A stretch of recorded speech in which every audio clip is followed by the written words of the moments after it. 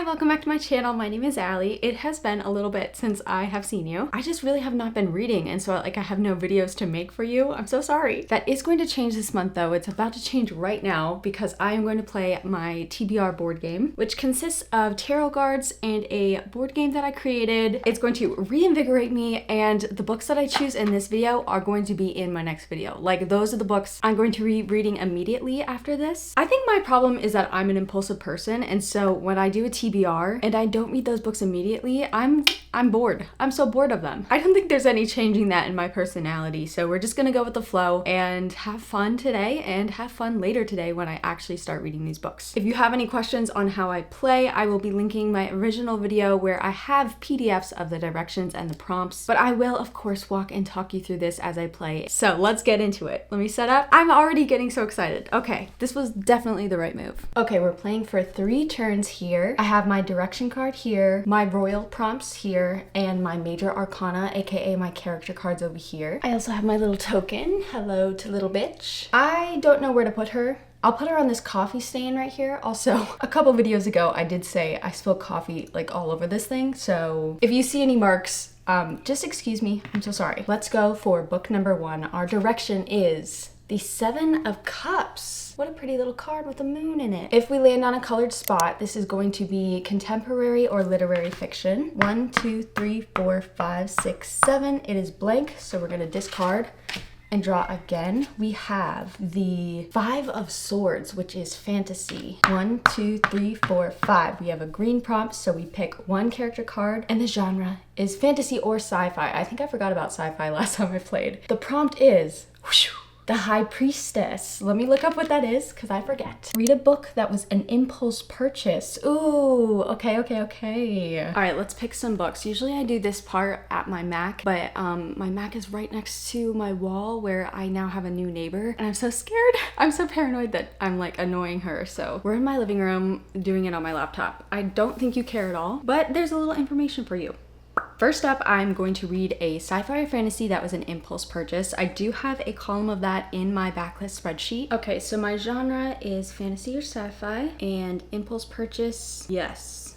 There's not very many. Okay, we have Scythe. I'm not being drawn to any of these. You know what? I think I'm gonna go with Scythe. Let me go grab it. This is a very popular dystopian YA, and I'm pretty sure in this like far off future, the mortality rate is really, really low. Is that what I'm saying? People don't die, and there's like too many people, and so there are these scythes. I think it's like a government thing. I'm making shit up, but I think they have to decide, or they have to go out and execute the people that are on this list that like are no longer worth living. You can see the sort of discussions that would come up from this fucked up situation. Citra and Rowan are chosen to apprentice to a scythe, a role that neither wants. These teens must master the art of taking life, knowing that the consequence of failure could mean losing their own. They learn living in a perfect world comes only with a heavy price. I wonder if there's gonna be a little romance. I hope so, because I don't know. I think the reason I haven't read it myself without a prompt like this, and also why it was an impulse purchase, because I wasn't really ever drawn to it except one impulsive day, is because this sounds very familiar. It sounds like it might even be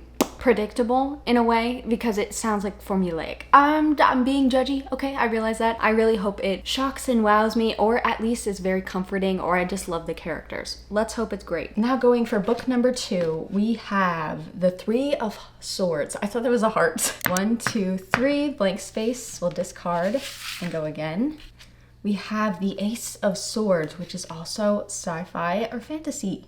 We've landed on a pink spot, so we pick 2 character cards and combine the prompts. Our prompts are the World and the Hierophant. I feel like I got these last time. The World, I think, was to read from an author or like a setting in a different country. And then the Hierophant, I still don't know how to pronounce that. Read your most recently purchased book. Next up, I have to read a sci-fi or fantasy that takes place in a different country, or the author is from a different country. It's sometimes hard to tell with fantasy, but it also needs to be my most recently purchased book. So let's consult the spreadsheet. And also I will think if maybe I haven't put a book on here. Let's see. All right, genre is again fantasy or sci-fi, set in another country.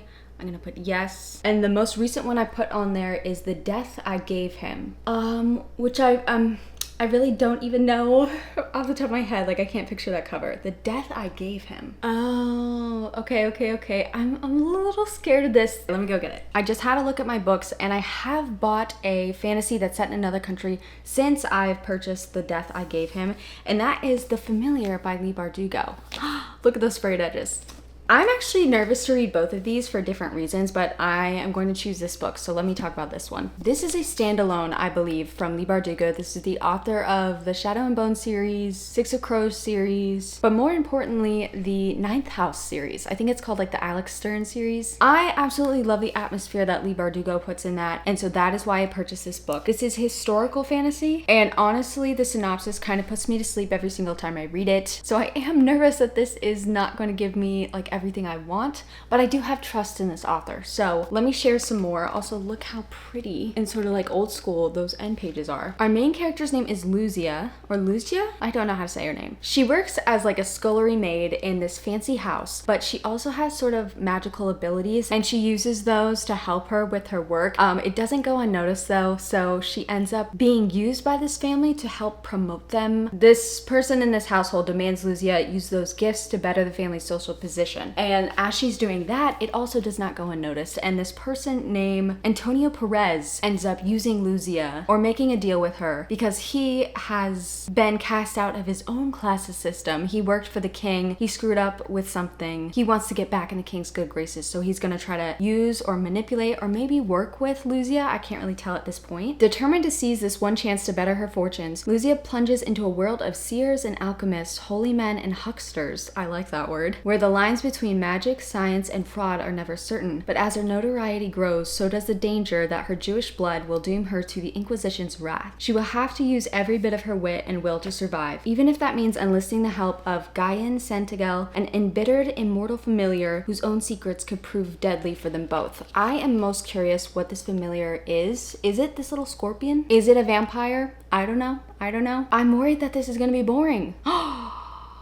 So far, this TBR is like me having just doubts. I'm a little nervous. Let's continue. Okay, we are getting off at the speed of light. We're already on our final book. I feel like I had to play for maybe one more. We'll see. Our direction is the Two of Pentacles, which is horror, thriller, or mystery. 1, 2, we've landed on a plaid square, so that is a royal card. This is going to have a genre and a prompt, so we're gonna have to combine it with this one. Let's see what it is.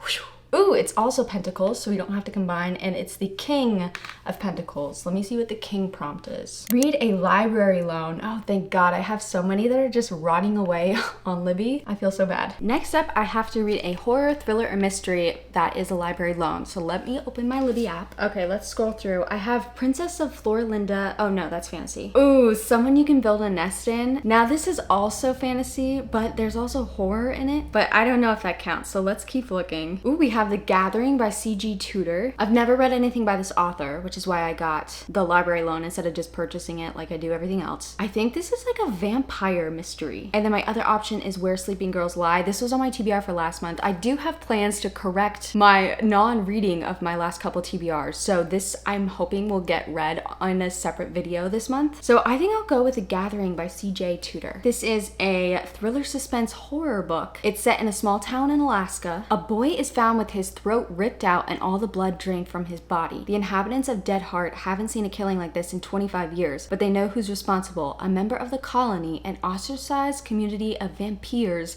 living in an old mine settlement deep into the woods. Now, I don't know if they mean vampires, like they actually think they're vampires, they actually are vampires, or maybe it's like a cannibalistic cult of people. Any of those sound great. Detective Barbara Atkins, I think, is our main character. A specialist in vampire killings is called in to officially determine if this is a colony killing. As the pair delve into the town's history, they uncover secrets darker than they could have imagined, and then another body's found. Okay, I'm like most excited for that one. What a shock. I've never read this author. Let me know if you have. Okay, you know what? Fuck it. We're gonna play for one more because this is just so fun. Okay, last book. We are going with The Six of Wands, which is romance. I have a lot of new romance that I really want to read, so I'm hoping this is going to work out. 1, 2, 3, 4, 5, 6.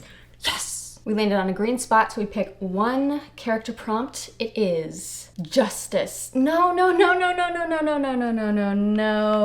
Okay, this is a book that I started and haven't finished yet. Oh, fuck. You know what's so crazy? I get this card every single time that I play. So I think like if I actually knew what tarot cards were and like believed that they were, you know, telling me something, I might be having some feelings about this card because it comes up in every single game. F you. The final prompt is to read a romance that I have started but never finished, and I am so going to cheat because I have recently purchased several new release romances that I am just dying to read, and I actually have another one coming this week. So maybe you can tell me which one of these to read in my next vlog. And I have read the first sentence of these 3 books, so technically I started them but I haven't finished them. I'm cheating, but I don't fucking care. First up, we have Funny Story by Emily Henry. I had to purchase this because I read all of her contemporary romances, but I am a little nervous because some of the reviews I've been seeing, they've got me scared. They've got me thinking this is gonna be a 3.5. They've got me thinking this is gonna be another Book Lovers, which was my least favorite Emily Henry so far. The actual plot sounds really fun and intriguing. It's about like 2 people that are roommates because their exes are together. So I don't know if they're fake dating or they're just like being really buddy-buddy to sort of get back at their exes. I don't know. I do know that Emily Henry like gets really intense about family and work and things like that, which is a nice mix. But yeah, I'm a little nervous from some of the reviews I've seen. I've also seen some 5 stars, so you let me know. Is this the one I should pick? Then we have Abby Jimenez's Just for the Summer. This is her newest book. I was not going to purchase this because I wasn't sure that Abby and I really like melded. I read Part of Your World and it was just really kind of long and meh and also super sentimental, and I don't always love that, and I'm sure that's gonna happen in here, but the reviews that I've seen for this book are like phenomenal. Even for fans of her, like they're saying this is her best work yet, and so that has me super excited. This also has kind of a fun gimmicky plot that sounds super high energy. Both of these people believe that they have some sort of like relationship curse where every person who dates them, as soon as they break up with them, the next person that they date ends up being their soulmate. So these 2 people find each other and they're like, okay, we'll just date each other, we'll break up, and then the next person we'll meet will be our soulmate and we'll be good to go. But of course they're gonna fall in love. The way that this author does family drama, at least what I've seen and heard, it's very much like grown people being influenced heavily by their parents or being bullied by their parents or like people in authority, and that I really get frustrated with just because of personal things in my life. So I'm hoping for something a little different. We'll see. Then we have Elsie Silver's newest book. This is the start of a new series for her. I'm so excited. I've read 2.5 of her books from the Chestnut Spring series, and they are like both 4 stars. They're so fun. They're like sexy, but they're also so wholesome and small town feeling. I'm very excited. All I know about this is I think it's like a billionaire dude, and it's also like brother's best friend romance, which I always find very silly when adults there's some sort of forbidden element because they're like their sibling's best friend. Like, you're adults. No one cares at this point. If you're in high school, maybe that would be a bigger deal, but it's really not. I said that with some of Elsie Silver's other plots though, and it really is not a problem at all because they're just so cute and sexy and just a fun time. And then the book that's coming this week is The Summer Will Be Different by Carly Fortune. I read her other book, I'll put it on the screen because I can't remember it now, last summer, and it was so good. Like, it was very messy and I thought the writing was so well done. I have her second book, but the plot seemed kind of like to me, so I still haven't read it. It's just sitting on my shelf. I think I might just skip into this one. This is like another sibling's best friend or best friend sibling story. Our character is a grown woman, and at one point she ends up going on vacation to this island with her friend. She hooks up with a local. Turns out it's her friend's little brother, but I think they're adults, so it's all legal, I hope. And then this happens every single year. They don't talk about it. They keep their feelings out of it. But this summer, something's gonna happen where they're gonna fall in love, okay? It sounds a little like I need something a little juicier to get me hooked on this. Because like, why can't they just be together? I guess there's more implication of like confessing to your friend, like, oh, I hooked up with your brother. It's more like, oh, I've been lying to you for years about boning your brother. That is a little bit messier. So yes, definitely let me know below which of the romances, including this book, I should read for this upcoming video, or should I just do a romance reading vlog? I don't often like reading the same genre back to back because I get very tired very quickly of the same thing over and over again. I am impulsive. I think we started the video saying that. So if you have a recommendation or just an impulse decision, which I am a fan of, let me know which of these 4 romances I should read this month. I might end up reading more than one of them, but for like the next video, which one should I read? Please tell me, please tell me. All right, that is it. We sort of have my TBR set. I'll be reading Scythe, The Familiar, this new CJ Tudor vampire thriller book, and one of my 4 romances. If you just skip to the end here, I need your opinion on which of these and this one that I should read next. So let me know in the comments below. And yeah, I'm hoping that even though we're a few days into May, oh god, we're 5 days into May. Happy Cinco de Mayo. I'm hoping that this month is a lot better video wise and reading wise. I will say my life has been great. That's probably why I'm not reading, because I'm just having fun in my regular life. So that is so much better than having a sucky reading time and lifetime. If you're dealing with that, I'm so sorry. Maybe you should play a game to pick your books for you, because I am definitely more motivated at this present moment. I'm gonna dive right in, and I'll see you in the next video. Goodbye.